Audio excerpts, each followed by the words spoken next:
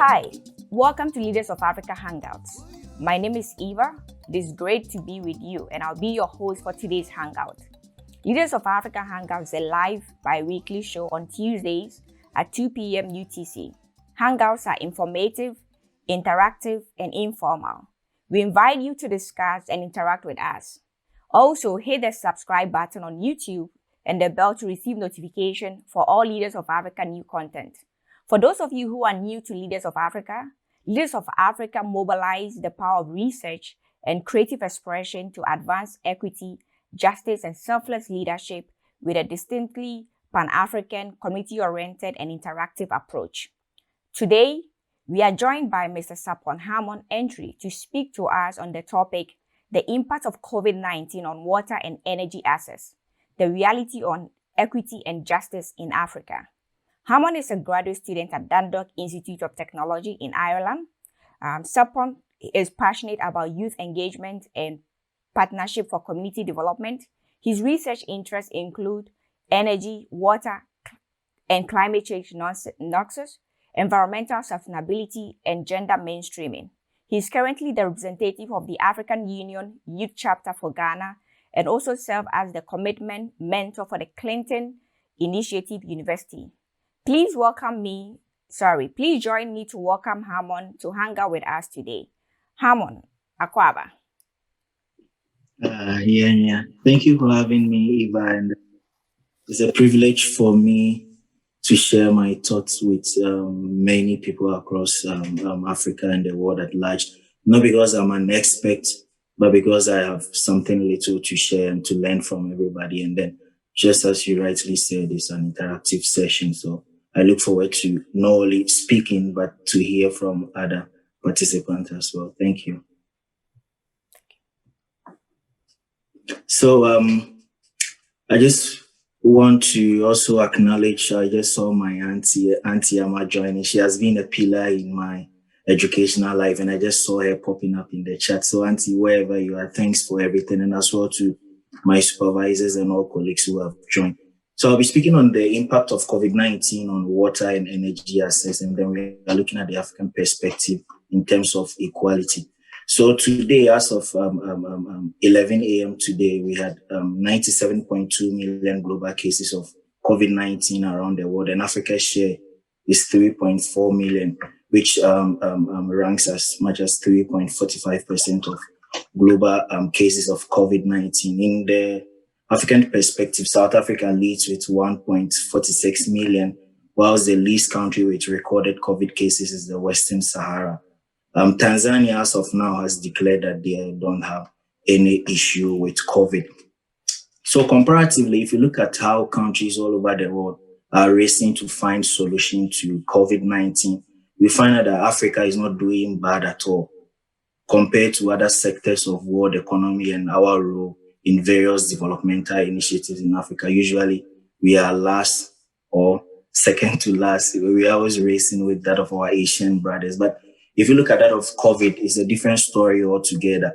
And probably it's because Africa has come from a dark past with equally dangerous diseases and epidemics like the HIV, Ebola, and SARS. And so when COVID started spreading across the world, I think various governments were quick enough to take actions looking at the impacts Ebola and COVID, for instance, did in countries in eastern part of Africa, the likes of Congo, Liberia, Sierra Leone, and other countries. But in spite of all these, there are still challenges with how our government across various countries on the continent have taken steps and initiatives to fight the virus. If you look at South Africa currently, there are still challenges with not only energy access or health, but in terms of water.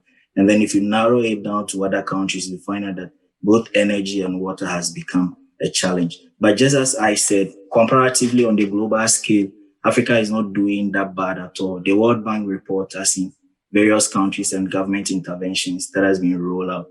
You find out that with the exception of Latin America and the Caribbean, where there have been a lot of government interventions in the utility sector, specifically water and energy, Africa comes second. And then the various type of measures that have been rolled out by government includes payment waivers, payment reduction, sometimes in other countries, you find that the government absorbs all water bills and utility bills in general. So the case in point is in Ghana, where water and electricity was absorbed by government for 3 months, and afterwards it rolled out another package to increase that.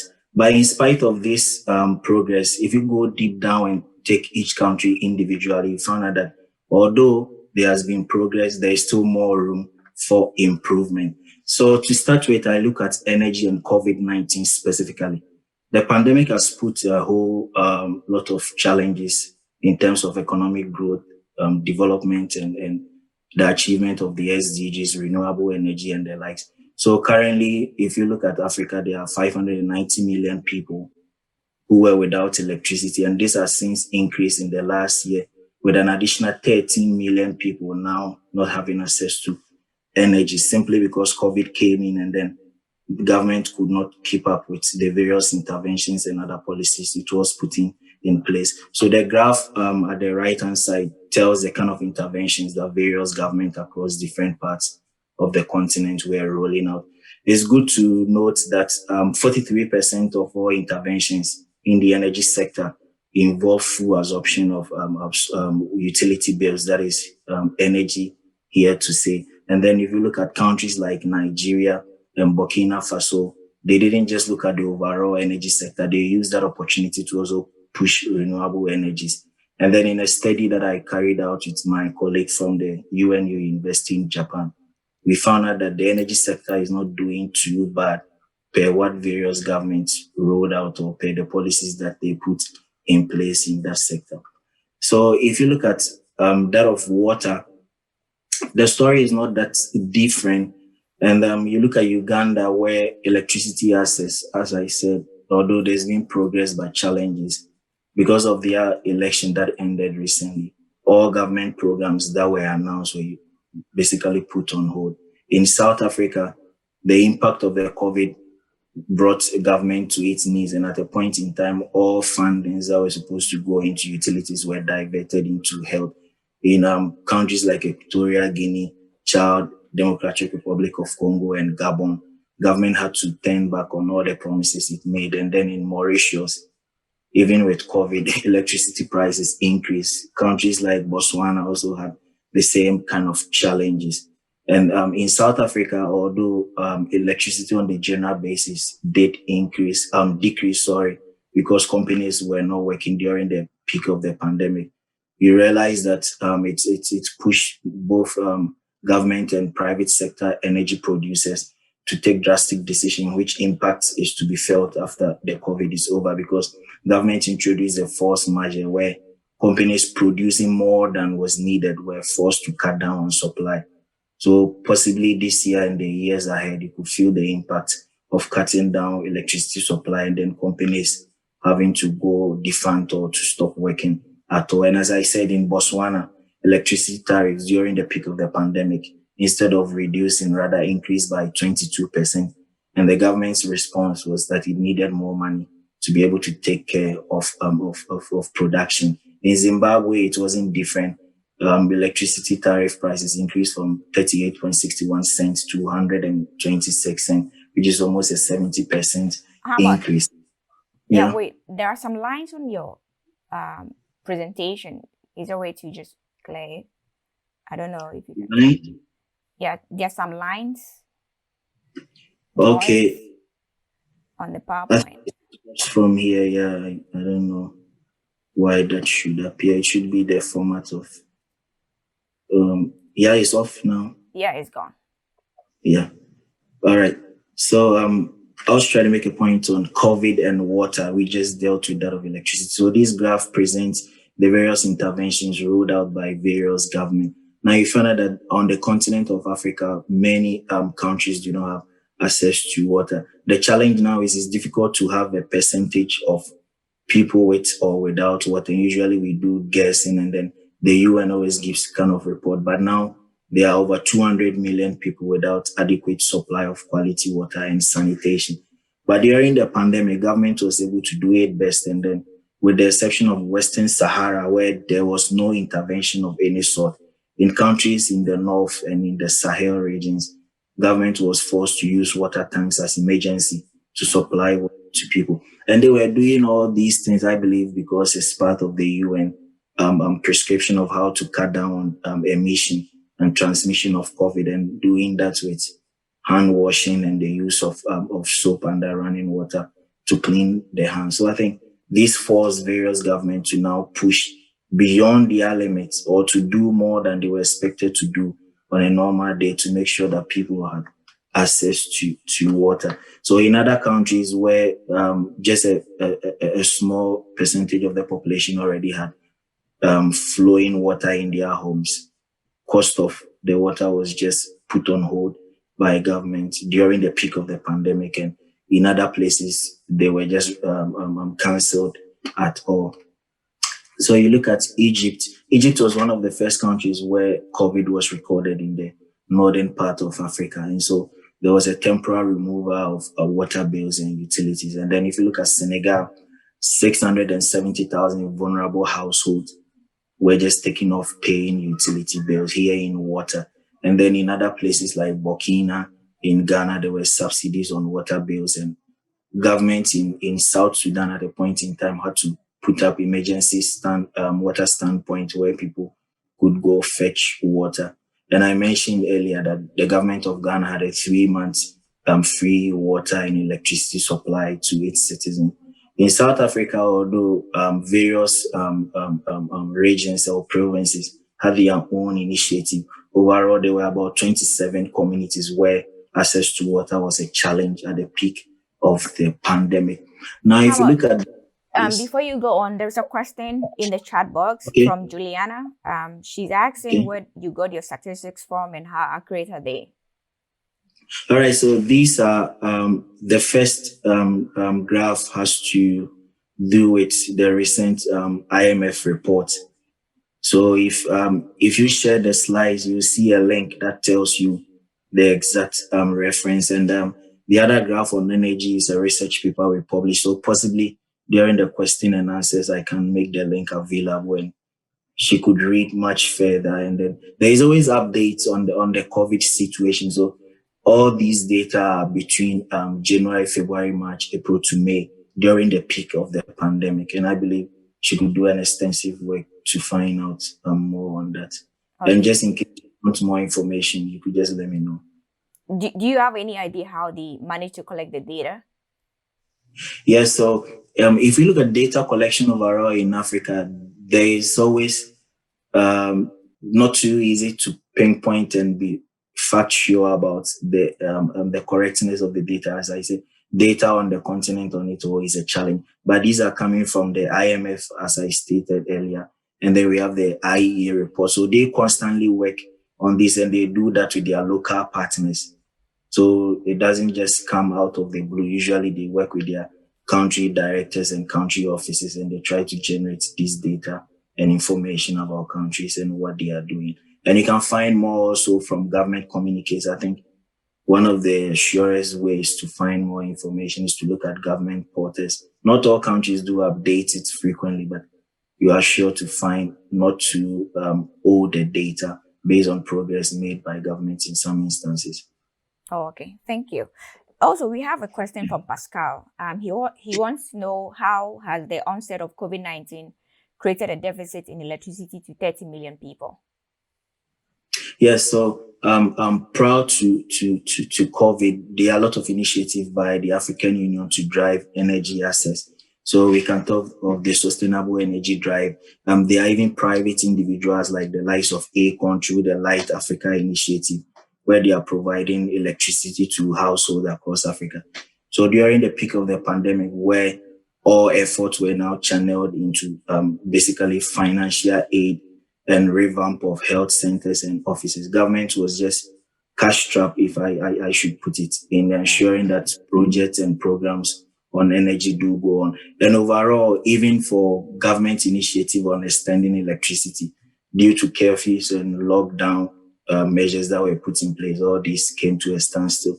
So if you calculate the progress prior to COVID and during COVID, you realize that most people who were yearning to get electricity because of COVID could not get it now. And more people who were already using it are not getting it. So you can give a case like in Niger, where somebody travels 2 hours to get to the capital, probably to fill his or her gas or to get some sort of energy supply. And because of COVID, there is lockdown. You don't go anywhere. So that means at the end of the day, temporarily you are into energy poverty at that instance caused by COVID. Okay, thank you. Yeah. So now we look at the overall situation, and I think this question is the question asked is quite relevant, because if you look at how this promotes inequalities and social justice, you find out that in some countries, I made mention of Senegal, in Mauritania, in Burkina Faso, even in Ghana, we can cite example where people who live in the capital or the urban areas, they had access to water. In rural areas, there was no water. And when government announced that there's going to be free water, some taps were not flowing. In Togo, for instance, supply of basic amenities were done based on political affiliation. So which party you belong to depends or even determines whether you get a package from government or not. So at the end of the day, there was a bit of progress by government, but you find out that it was still creating inequalities. And then you look at that of gender. I'm putting gender implications here because it's very key. So people, or for that matter, women and the girl child does walk on average an hour or 30 minutes to go fetch water.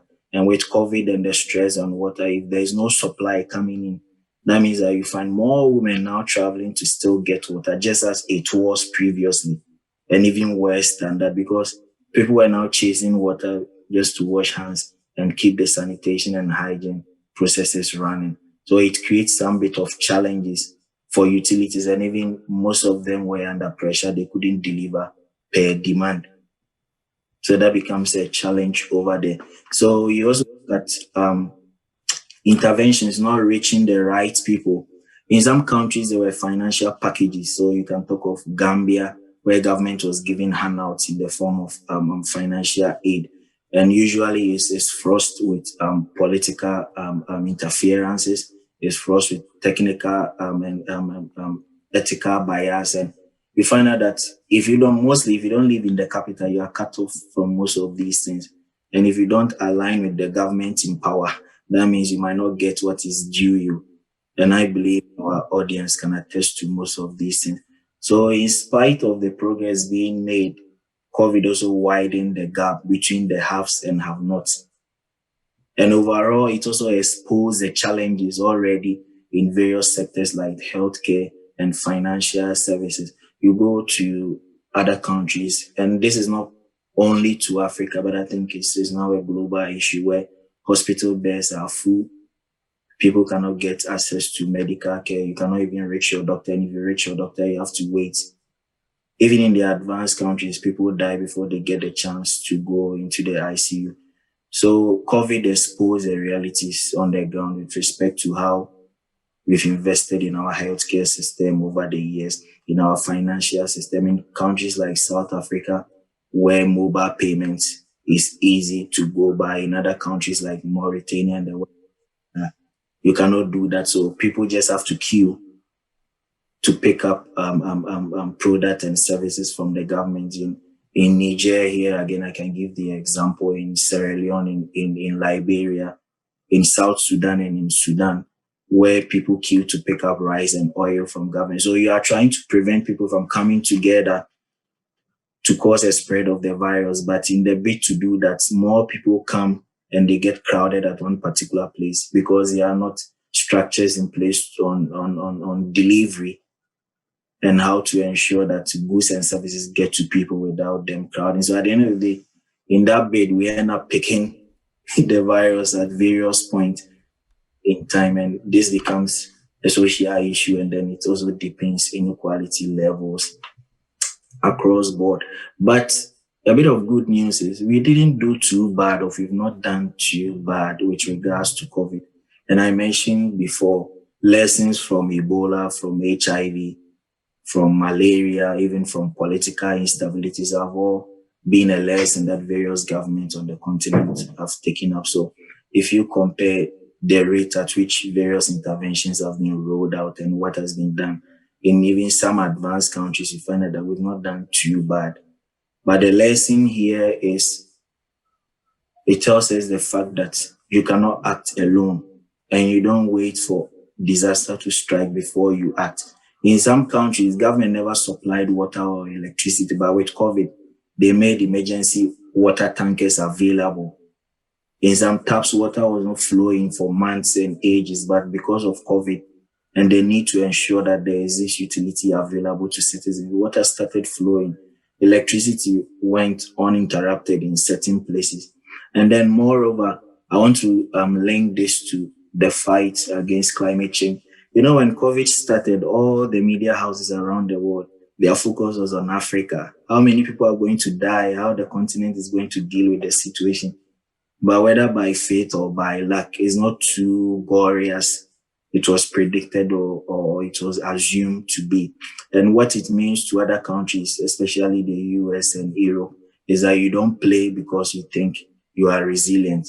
You must act and act now and not wait for that time. Because currently, if you look at more or less, I don't know whether it's a second wave we should call it, but if you look at the current cases coming up in Europe, in part of even Asia, where previously there was solution, you can talk of Japan, you could find out that you need to always put in place measures and not wait. So it goes on. I just want to link it to climate change, where most Europeans report on Africa and then developing countries, and they highlight the challenges that are happening with climate change. And on their own backyard, they convince themselves to believe they are resilient enough and they can withstand the impact. But should climate change strike, it will be regardless of what you've put in place. So it tells us that we should always be ready and we should always plan and act faster than the challenges are zooming in or coming in. And the world at large, Africa has been an example, not too perfect an example, but something to cite and something to hang on to say that when such situations do come up, you need to act fast and act swift.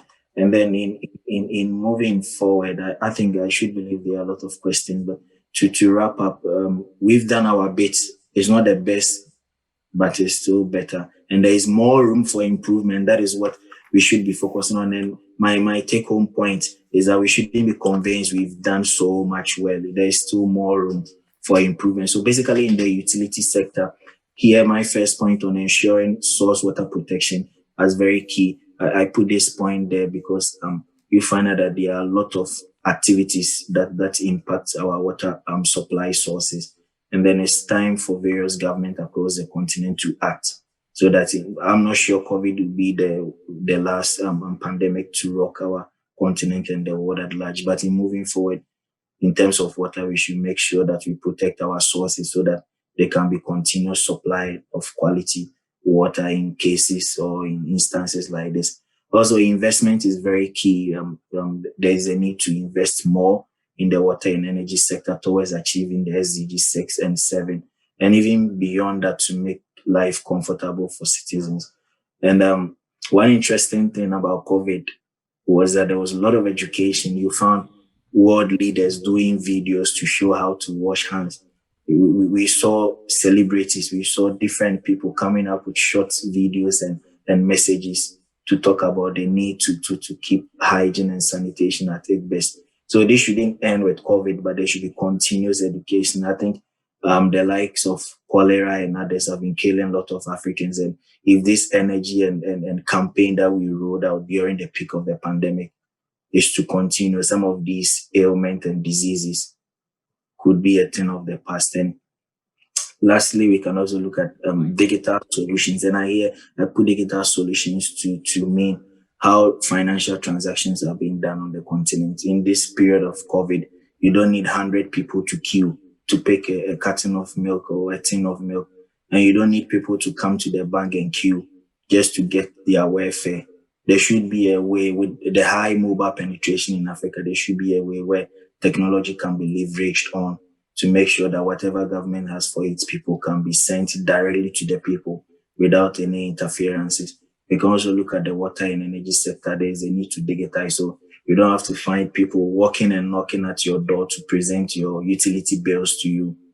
you should be able to access it online. And if there's going to be shortage in supply, you should be able to know when and how long it's going to take with a click of a button on your phone or laptop or any other thing. Also, in the utility sector, I think there is a need to digitize how they do their things.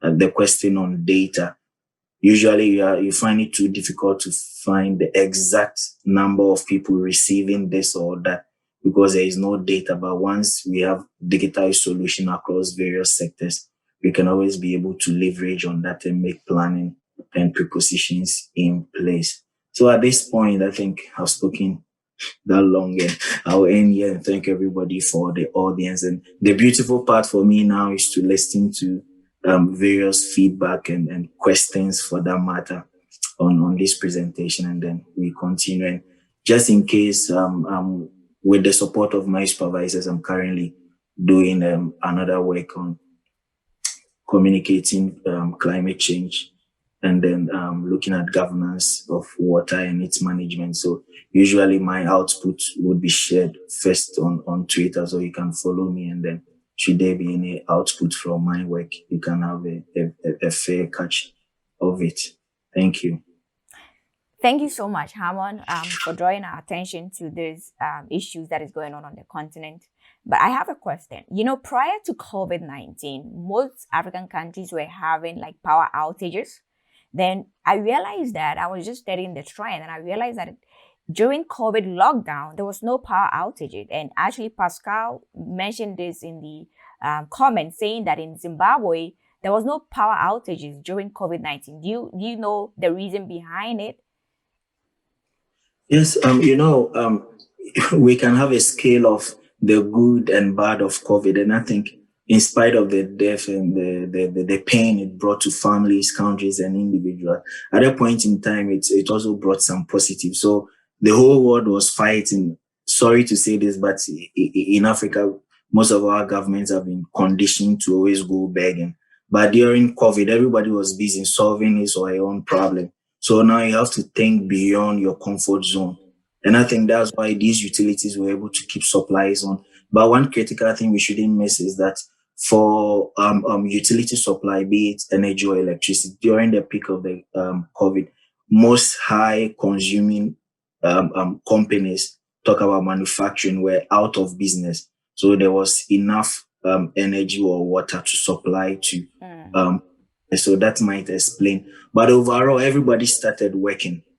During the peak of that, for example, in Ghana, the president was giving regular updates. The Minister of Information was talking. Even opposition formed its own COVID team. Everybody was working, and that was the beauty of it, because at this point, I think the fear factor and the need to act fast came into play. And even opposition and both government or incumbent government in different parts of the world came together to find common solution to this problem. So yes, utilities or companies were able to keep up with supply because other sectors, manufacturing basically, was off, and then that means that there is enough to give to the people. And beyond that, everybody became serious and started working. Oh, okay. Thank you so much. I would like to call on Juliana. Juliana, if you can hear me, can you just unmute yourself and just talk a little bit about your argument on poor leadership in Africa, and if COVID had worsened, it would have been a mess for us. Can you elaborate a little bit more on that?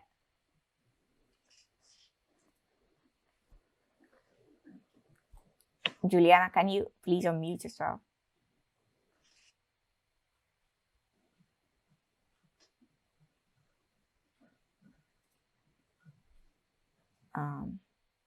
Okay, I think. But what was the if you can read the chat or something? Okay, so she's saying that we should not be patting ourselves on the back and claim not have done badly, because had the situation worsened, we would have been in a big mess, showing once again poor leadership in Africa. So, Hammond, like throwing this back to you, do you think that poor leadership would have led us into a big mess and show COVID had worsened? Well, I don't know how one would describe whether COVID has worsened or not, but I think every country is having a proportional share of COVID impact. And then overall, if you look at the situation with COVID, there's no single government in the world that stands out. Each country is dealing with a particular issue. And in Africa, the other thing, let me derail a bit, is we always assume everything boils down to government. But here in the case, in other countries where interventions are being rolled out, government announces a package. Then middlemen, and these middlemen are you and me who are supposed to know better. They even keep these things to themselves. Rice to poor homes, half will end up going to private homes and not to the real people. And then we culminate everything together and say government is bad or not doing enough. And as I said earlier, we can't say we did too bad or we did too good, but we've made progress. And that is where we should, at this point, we can say we'll pat ourselves and say, yes, we've done something good. But again, it reminds us that there is more room for improvement. And as I'm not sure, it's not certain, but I'm sure there will still be some kind of pandemic one way or the other sometime to come. But this should be a lesson for us to know that we should not joke with it. And if today Africa is making some bit of progress, it didn't come out of the moon. I made mention earlier that the impact of Ebola in eastern part of Africa, countries like Congo, in West Africa, Liberia, Sierra Leone, its impact and how governments suffered during this period was one reason why they were now able to act. So if you go to Liberia, they went on lockdown as one of the first countries in West Africa, not because they wanted to go, because they know the impact of what Ebola did to them. So they were quick to act. So at this point, the government did its best based on previous history. And so we've come from a dark period in time where this epidemic and pandemic has robbed part of our population and our whole continent. So based on that lesson, we act.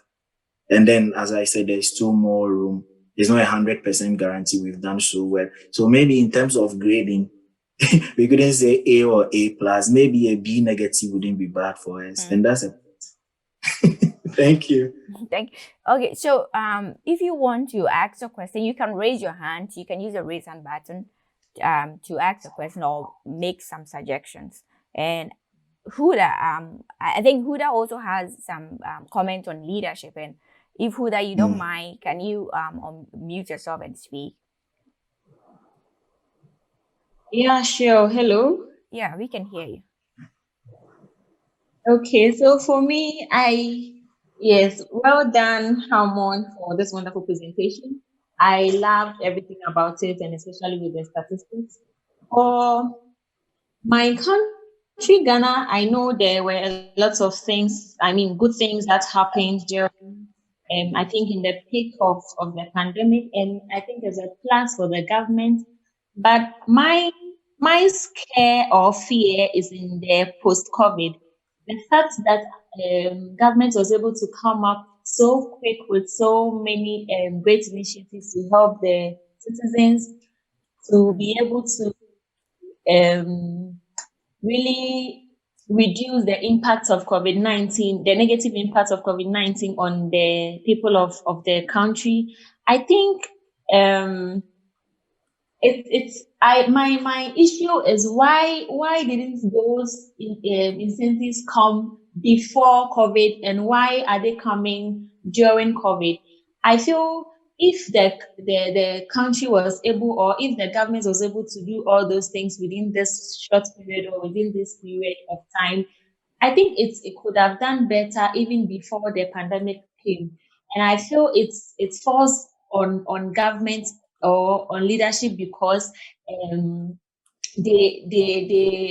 there's a saying that commitment starts when convenience stops. So because they were convenient in the kind of things that were going on in the country, and because of what they were gaining, not really concerned about the citizens, they were not really concerned with the lives of the citizens until a pandemic came where we had to leave our comfortable zone to an inconvenient zone. And so because they were inconvenienced in their positions, they had to come out and be committed to the lives of the citizens. So I feel after issues will keep rising after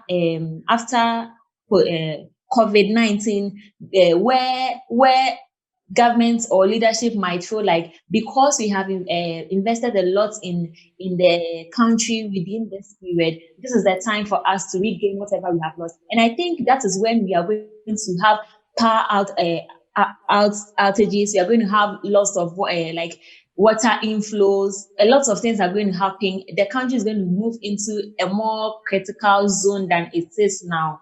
That is my fear for now. I don't know what government is planning to do or whatever, but that is my fear now. If we could, my shock was, I am so happy that they were able to do a lot of things within this short period, but it was a shock for me that, oh, so we had a lot of things, we had a lot of capabilities to have done this for our country, but we had to wait for this pandemic to come before we show that kind of commitment to our citizens. And I think it's a no-go area for me post-COVID.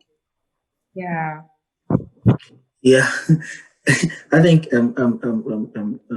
Huda has made a very interesting point, and I don't know whether I mentioned it or if I skipped that. I want to reiterate that yes, COVID was an eye opener for African government and everyone else, and it tells us, we had this adage that necessity is the mother of invention. So when COVID came, in other countries, people started developing simple hand washing machineries on their own. People started inventing how to wash hands without touching bottles or spreading the disease. So you see, we shouldn't lose sight of the fact that COVID came in, for lack of better words, I would say nobody was prepared for its impact. For many people, they thought it was going to be a flash in the pan. And now when it started spreading faster than we all thought, that's where everybody started taking action. So yes, the lessons or the real impact will start from possibly this year or the years ahead. And the World Bank estimates that overall global economy will take a nosedive, not only in Africa, but all over the world, because most countries are spending money now as an emergency in health sector that was planned for other things. So in terms of energy, there is an estimation that renewable energy penetration, for instance, will slow down. I believe in the water sector, investments in that sector will also slow down because governments now spending from their reserves, and what means in going forward in future, they will not be able to do that. And in that case of Africa, as I did indicate, we always have the capacity to deliver, but a lot of factors make people do what they do. So let me give I'm giving more of Ghana because probably I'm from there, sorry, but in Ghana, the government gave 3 months of free electricity and water. And later it announced another 3 months. Why? Because they were going into election and they needed the vote. So myself, I also had the same question. Do we have the capacity to give out free water supply? And the government was owing the electricity company over $500 million. At one point, it wrote a check of $100 million. Take this money. So you ask yourself, did we have all this money to spend and why now? And that tells us about the fact that we can do better than we've done. And it comes back to maybe our B- grading, that we've done well, there's still the need to do more. But we shouldn't lose focus of the fact that all over the world, countries are also suffering. Even countries that had proper plan in place are still finding it difficult in this moment. All right, thank you, Hammond. There's a question from Farid Theodore. It says that, will you agree that the current pandemic has spotlighted the correlation between public health and biodiversity loss? Then she had a comment. The energy industry has placed great strain on the environment. And will you consider the shift to renewable and affordable energy sources to close the inequality gap? Surely empowering local communities is vital to achieve sustainable development, food and water security, among others.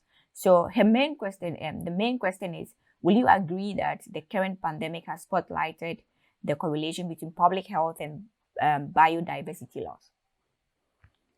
Exactly. So when we look at the entire public, not in Africa alone or all over the world, the amount of investment that goes into health, the amount of investment that goes into training medical personnel, into expanding infrastructure, COVID has exposed the fact that despite the progress made, there's still more room for improvement.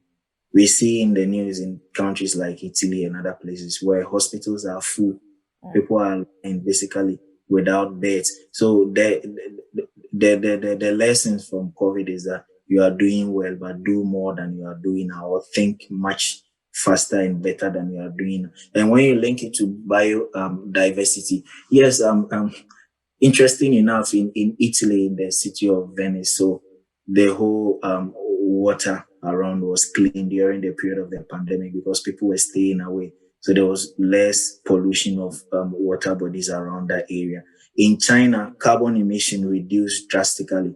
And in countries like Beijing, where it's always dark because of smoke in the air, during the pandemic where people were inside their houses, the skies were clear. So you see that lockdown and post-lockdown has impact on the environment, on biodiversity and everything.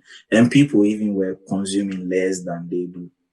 Because before COVID, people want to eat anything, anytime, but now they measure what goes in and what comes out. In terms of health, everyone became conscious of health reasons, and government, just as I said earlier on, in terms of public health initiative, they started taking a lot of actions. And you see in places like UK where there's a subtle approach to say that we want more health workers. We can even give you residence. So you see, the problems are there. They know it, but they are slow to act. And COVID now prompts them, go act. This is the time to do the right thing. So post-COVID is where we are going to have a lot of lessons to learn. And as I said, in next pandemic of any kind of a sort, we should be able to do better than we've done now. Not only in Africa, but all over the world at large. Okay. Thank you. And I think, Eva, sorry, the aspect of renewable energy, if I could add something. Okay. So yes, it's very important to also look at alternative energies, especially in rural areas where there are cheap compounds and others without electricity. This is the time to explore other sources of energy supply to make sure that it's able to meet the needs of the people, and to expand access to rural areas in particular where there is always inadequate energy supply. So the lessons are great, and then we need to segregate them and deal with them bit by bit so that we don't miss any points in time. But energy, biodiversity, healthcare, even in terms of finance, even religious activities have been impacted by COVID. And in moving forward, I'm sure now most churches are doing the digital way, going on Zoom and other places. So all these have been impacted, and it gives us the lesson. You don't need to meet 3 or 4 before you see God's presence. At the back of your computer, you can still feel him. Thank you. All right, thank you. I would like to call Habiba. She has her hand raised. So Habiba, if you could unmute yourself to ask your question or comment.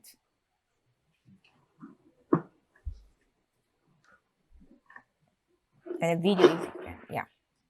Okay. Hello. Hi. Hi.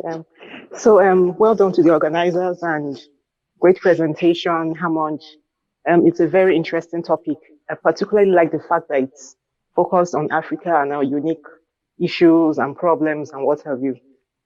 So I just have 2 quick questions. The first one is sort of a rider to what is it Huda, what she said.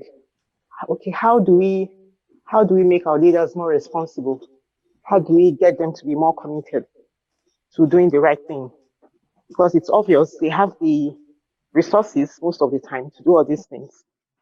But for reasons best known to them, they either use those resources for selfish purposes or what have you, or always wait till the last minute. So how do we make them more responsible? And then the second question is, as citizens, is there anything we can do on our own part? Is there anything the farmer can do to help problems with climate change and infectious diseases and what have you? So those are my questions. Thank you. Thank you. So let me take the last one. As citizens, what can we do? Again, I think the spirit of Ubuntu or togetherness was shown across different parts of Africa, where in Senegal, in Gambia, in Cape Verde, in other countries. Citizens in the diaspora were contributing and funding hospitals. They were providing for the needy. They were taking, people even built community health centers for their own villages and towns where they come from. So as citizens, we have a key role to play. And with the second wave of COVID, I think one of the key roles we need to play is to stay safe and stay home where possible, as per government regulations. And that is the only way we can cut down on transmission of the virus from one person to the other. And it's the greatest role we can play. Secondly, we can also contribute. We shouldn't always think that government has to do everything. I believe there are wealthy Africans all over the world who can contribute and do things on their own. And then it's on to us to find out the right means and the right approaches to be able to do that, raise some bit of fund and to help feed the most vulnerable in communities and societies as much as we can do. And there was the first question, which is my last, is how do we get our leaders to act?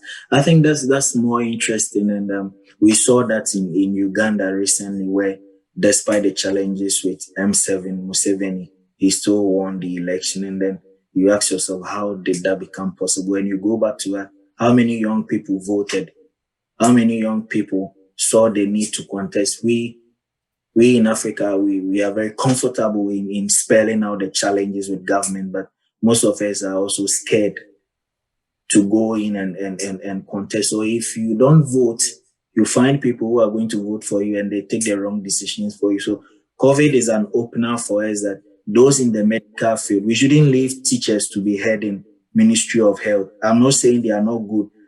You can't give Ministry of Transport to somebody who has not even run a taxi service before. You can't give hospital job to somebody who has no background in that field. So we need to start putting the right people at the right place. And that comes back to how we go into our elections. Don't take a handout of 50 CD or $2 during the day of election and vote. Don't say because I'm too busy with work, I'm not going to vote. If you don't vote, certain people will take these things, vote and keep this kind of government in power. So our whole mentality and approach towards voting and getting or electing leaders should change. And now we can judge leaders based on their performance during this period of COVID-19. So in the next 4 years, where most countries will be having election, I'm sure there's going to be a wave of change across different countries, because based on your performance during COVID will determine whether possibly you're going to lead or not lead again. Then it's a shared responsibility, and we have a lot of role to play. And that's why some of these programs are important, so we can come together, think about Africa, our continent, and look at the best way forward to help solve situations back at home. Thank you. All right, thank you, Hammond, for that great question. It's very important we hold our leaders accountable. And I have a question from Juliana. She is asking, how do we get more young people in Africa to engage in politics and political power? Because if you look at the problems in Africa, the socioeconomic problem, it affects young people the most. And also Africa has the largest population of young people in the whole world. So how do we get young people to raise their voice, to hold their leaders accountable, to start working to their benefit? Okay, I think one of the greatest Pan-African is Kwame Ture. He always stressed on mobilization. So at this point, we were talking about young people going into politics or not. I always don't want to say young people going into politics, young people getting into leadership, because you can still lead and not necessarily be a politician, but it comes back to the main objective of how do we organize. So we are having Leaders of Africa Hangouts. That is a big form of organizing. We have people from all over Africa and the world at large meeting and sharing thought and perspective. This is one step towards encouraging more people to take up roles. And today than ever before, more Africans are conscious of what is happening in their countries and what is happening outside, and they are ready to make a change. So we should look at grassroots mobilization and organization, encouraging more people to take up roles, not because it's easy to do that, but because it's a necessity. It's our time to sacrifice everything to make sure that we do what we do. Sometimes I stay overnight just to talk to a group of people doing something back at home. Nobody pays me for that. I have a lot of work to do, but that is my little bit of contribution. So what is your contribution towards making sure that we push one or two people towards the place we think they can make a change? And we need to organize towards that. So it's a whole lot, but it's a step one after the other we need to take. And the time to take that giant step is now. And there are glimpses of young people taking up leadership. So Bobby Wine in Uganda is a good example.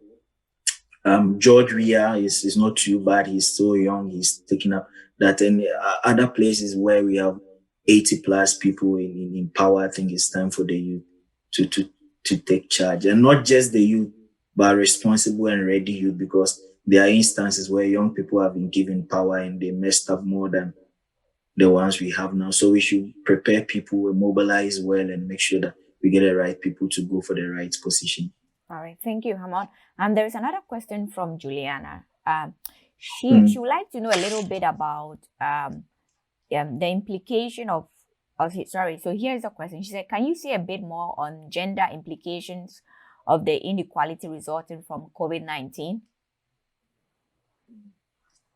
Okay, so here in gender, we are talking about how many people have access to energy, how many people have access to water. So in some countries, these gaps were closed because taps were flowing. So if I'm a mother and I have to walk 5 minutes to go get water, now the taps are flowing. I don't need to walk, or I don't walk. So that means at that point, the gender activity role of that woman is close in a way.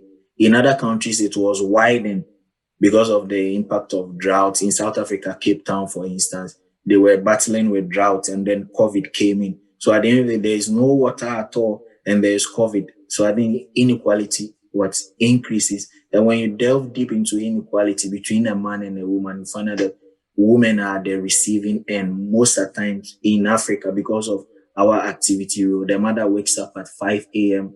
She has to work to get firewood, come back to boil water for the husband who is still sleeping. And then afterwards, she has to go to market to sell. So with COVID, there is no going out. You are all locked down in the room. So at that point, your roles are reduced in a way. In other countries where there were no such services, women still have to travel a lot to get these amenities in place. So overall, it brought some bit of advantages and disadvantages. But if you categorize it as a whole, you find out that inequalities were still being increased in some countries, and other places there was no water or electricity at all.